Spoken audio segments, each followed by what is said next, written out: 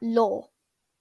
Law has been in Creatures of Sonaria since the dawn of its beginning, all the way since the Warden mystery, all the way to Wyatt, the prospective creatures. Law has been around since forever in this game. And I'm going to be talking about one law in specific. This law is the new Death Dragon.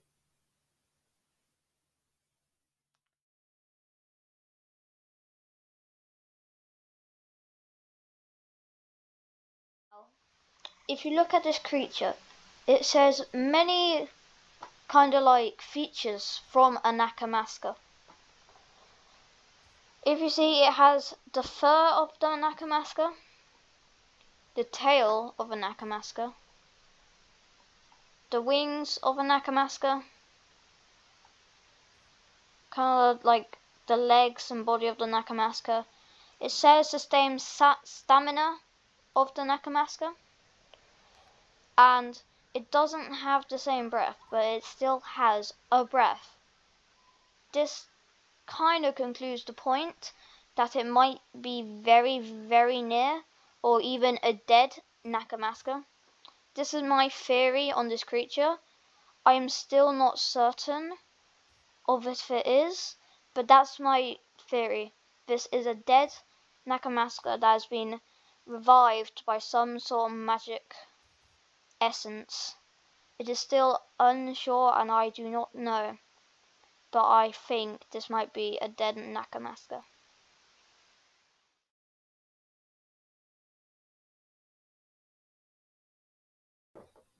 In Creatures Sonaria, we know that all species of creatures are made by these creatures called Wardens, which were the very first creatures that shaped the Sonarian universe as we know it.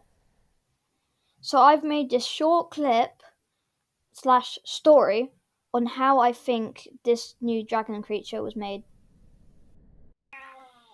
It starts by Nakamaska, who's searching for food, unaware of the danger that it's flying into. It scours the volcano island in search of anything that it might bite. It finds the lava inside of the volcano attractive and goes straight in. Not knowing what danger the lava beholds, it falls straight in and dies. The Gara was displeased by this show and decided to revive that dead Nakamaska into a new reformed creature. This was the Death Dragon. It was Glimmer and new primitive species to Sonaria. It was Glimmer due to it was the first one of its species and one of the most strongest. This is what I thought the lore behind this creature was.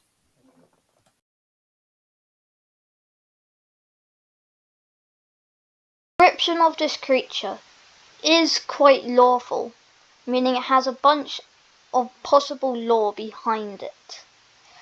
So let's read the description of it. The description is I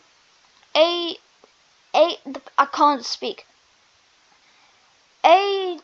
Aidoneiscus is the embroiderment of death itself.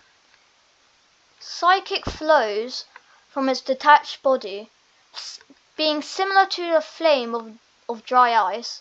Its behavior is either rampageous or depressive, being extremely unpredictable and making other creatures feel uncomfortable. Just that description, the embroiderment of death itself, that kinda backs up my theory that it's a dead creature, like a dead Nakamaska, due to it's an embroiderment of death, and psychic flows, meaning that it comes back to life. That's probably flame of dry ice. That little flame of dry ice bit is probably these little balls here that are making the body, like, forcing the body back together.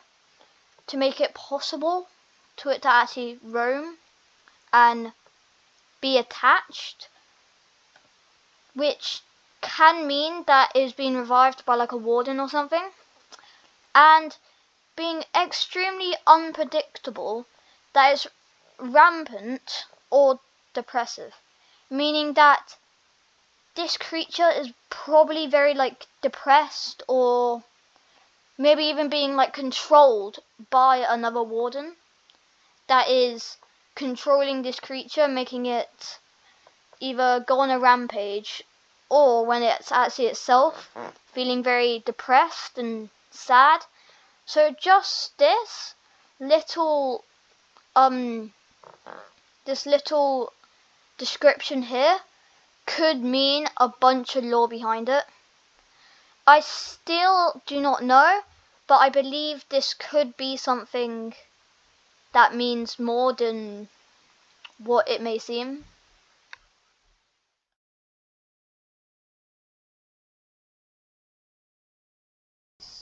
Is a very big lawful mystery, and that's its eye.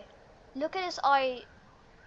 It gets sucked into its head and then it kind of like came back out like it's being controlled. Like, look at its idle animation.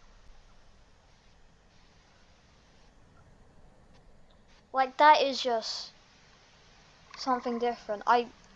What I think was going on is, due to the description of it and my other theories of it, it might be it trying to regain control over its body by pushing the warden out and trying to regain its control. I'm not certain, but it definitely looks like it's trying to go back to its resting place, and it just looks like it's trying to escape from something. But truly, I do not know. Maybe it's just holding it together, but I don't know why the eye does that. But it definitely gets sucked back into it and then kind of like spat back out. It's very hard to explain. I just think it's trying to regain control over the warden that has probably enslaved it or controlled it at some point. But to be honest, I don't know. I think my theory is it's trying to regain control. Well, that last one's going to wrap up this lore video. Hopefully you guys enjoyed this video. If you do, please consider liking and subscribing, and comment down if you like these type of videos. And this took me a ton of time. Also, credits to @SheepLogic to being the Nakamasker in the story bit. But either way, hope you guys enjoyed this video. Like and subscribe, and I'll see you guys in the next video. Peace out.